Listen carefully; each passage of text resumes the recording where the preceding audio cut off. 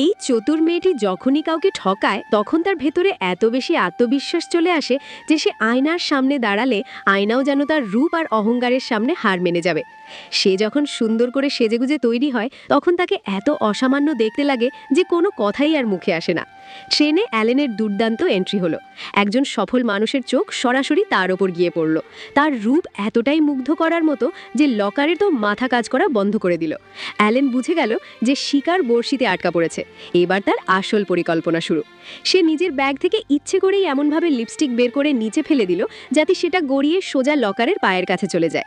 Lipstick তোলার ভান করে সে নিচু হলো এবং খুব সুকৌশলে তার দিকে এমনভাবে তাকালো যে পুরো দৃশ্যটাই জমে গেল। তার এমন নিষ্পাপ চেহারা দেখে লকারের মন গলতে শুরু করলো। এরপর অ্যালেন আর একটু চালাকি করলো। একা কথা বলার সুযোগ তৈরির জন্য সে চমকে যাওয়ার নাটক করলো। মাত্র কয়েক মিনিটের ট্রেন যাত্রাতেই তাদের মধ্যে একটা সম্পর্ক গড়ে উঠল। লোকটি নিজেকে হিরো ভাবতে শুরু করলো। চুইংগাম চেবোতে চেবোতে আর স্টাইল মেরে তারা একে অপরের হাত ধরল।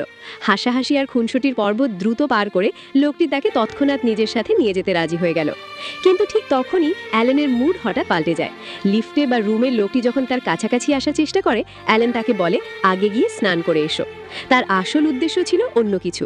লোকটি যখন স্নান করছিল তখন অ্যালেন তার ব্যাগ ঘেটে বাড়ির চাবিটা চুরি করে নেয়।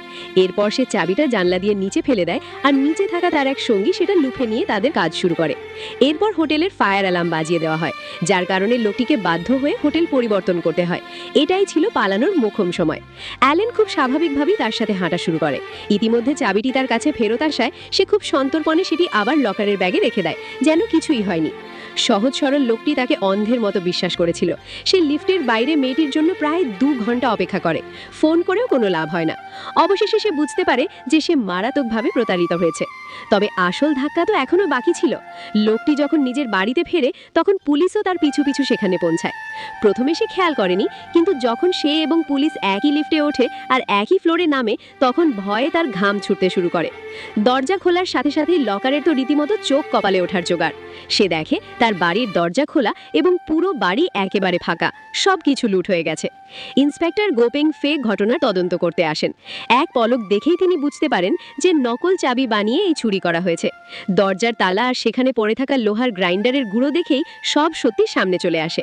আর সবচেয়ে আশ্চর্যের বিষয় হলো, চোরেরা কেবল নিজেদের মজা নেওয়ার জন্যই লোকটির অভিযোগ করার আগেই নিজেরাই পুলিশকে কল করে চুরির খবরটি জানিয়েছিল।